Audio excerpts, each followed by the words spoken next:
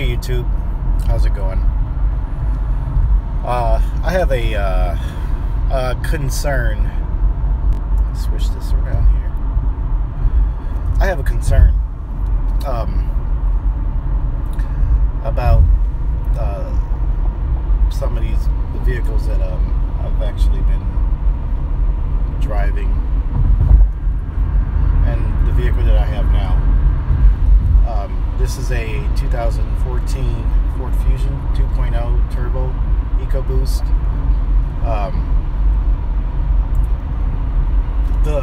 I guess I'm questioning the longevity, not that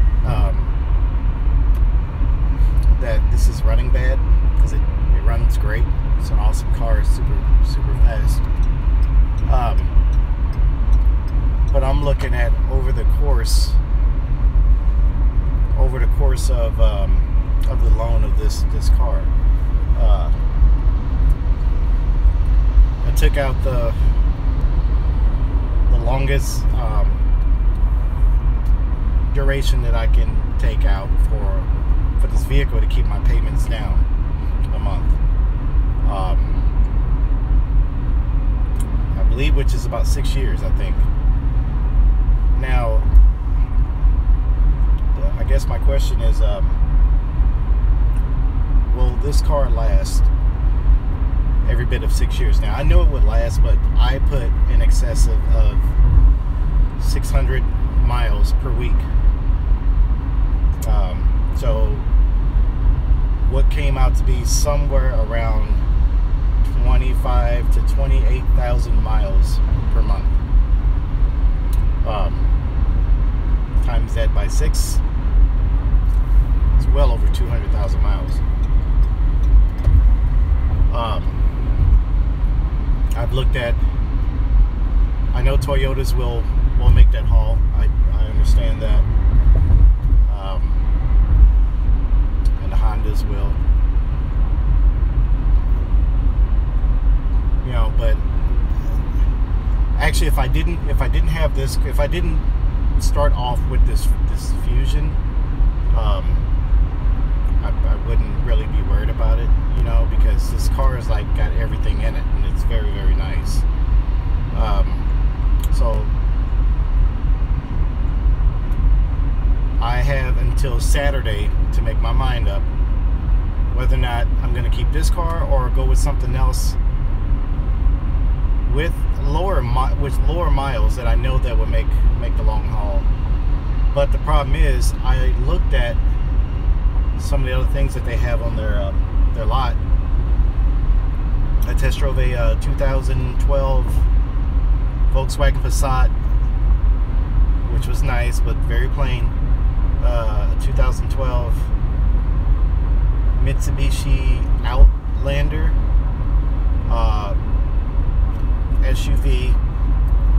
Didn't too much like it. It was, you know, it was nice, but I really didn't too much like it. A 2016 Hyundai Elantra, which had the lowest miles, but it was just plain. It was, I can't do plain cars. A 2012 Honda Civic. I know those will go far and beyond. That was actually my first pick before I saw this thing here. A 2014 Kia Forte with every option to the moon. That was, you know, that one almost got me, but it didn't look aggressive enough as this car. And I guess manly enough is what I'm trying to say. And you know, there's a slew of vehicles there. I mean, Lexus ES350, but you know, I don't want to pay 20 grand for a vehicle, but I know that those will go the long run. So yeah, this is my question. It's like, man, if anybody would know, and it's just because of the new technology that they have in this. If this car was, let's say, the first generation Ford Fusion, then I probably wouldn't be worried about it, because those right there, you know, just, I don't know, it's like the older vehicles tend to go a lot further mileage wise than the newer vehicles, because people don't really, they trade these newer vehicles in at 50,000 miles, and somebody else get them, and then they'll trade them in at 100, and then that's what the older vehicles been around a lot longer. So I don't know, it just, to me, in my experience, seems like the older vehicles, you can rack up a lot more miles on them. I've driven plenty older vehicles with well over 200,000 miles on them and ran fine. With this new technology in this car here, and pretty much all the ones I was looking at, but this one in particular, with the EcoBoost, this thing has got all kind of electronics, gadgets, everything in here, and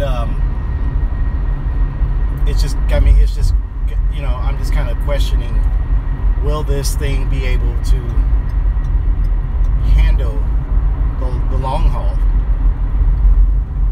That's my question, and that's my concern. The car is absolutely gorgeous. It is. I'm trying to keep my eye, but it's a gorgeous car. You know, you got the mahogany wood trim, and well, it's simulated wood. You know, seats are comfortable. Windows are really dark tinted though, but I mean, the car has pretty much got everything, you know, except for a roof. It doesn't have a roof. I mean, but this thing has got, you know, one of the things that really drew me to this car is I'm like, damn, this thing feels a lot quicker than, you know, it feels pretty damn quick for a 4-cylinder, you know. And come to find out that, damn, I got the biggest 4-cylinder in this car, which is a 2.0 EcoBoost, is cranking out about 240 horsepower and 270 foot-pounds of torque. That's like straight up V6, in some cases V8 territory in a 4-cylinder. So that's what's kind of, you know, I don't want to, I really don't want, I don't want to get something else, because I know I'm not going to, whatever I get, it's not going to be, you know, it's not going to have the same driving characteristics. This one is outfitted with the 18-inch wheels, you know, which they're massive. I know the tires are going to be expensive whenever I do go to change them, but they're brand new. So, I mean, yeah, it just, all the bells and whistles on this thing is, and I don't even have the one that's got the big infotainment screen thing on here, you know.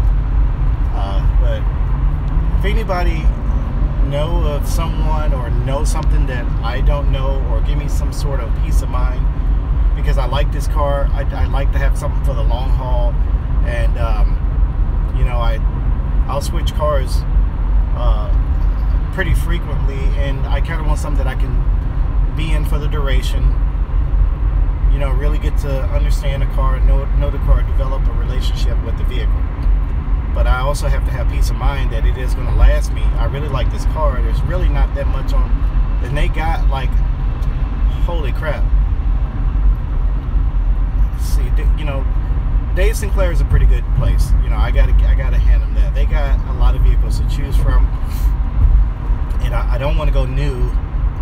With, you know, I really don't, but it's, you know, but